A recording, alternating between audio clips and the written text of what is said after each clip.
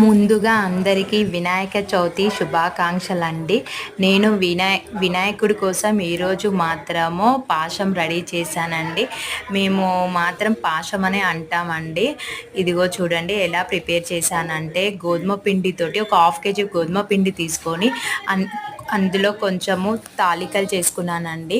మిగతాది ఒక కప్పులో వాటర్ వేసి కలుపుకొని దీంట్లో మిక్స్ చేసుకున్నాను. ఈ తాలికలు మరుగుతున్న వాటర్లో వేసాను. అది కొంచెం సాఫ్ట్ అయిన తర్వాత అప్పుడు ఈ పిండి పోసి మిక్స్ చేసుకొని కలుపుకున్నానండి. ఇదిగోండి ఇలా చిక్కగా అయిన తర్వాత కాచి పెట్టుకున్న పాలని మిక్స్ చేశానండి. ఇలా ఒక 5 మినిట్స్ ఒక 3 మినిట్స్ ఇలా వెయిట్ చేసేసి దీంట్లో కాజు, కొబ్బరి, కిస్మిస్, ఇలాచి పౌడర్ మిక్స్ చేసుకున్నానండి.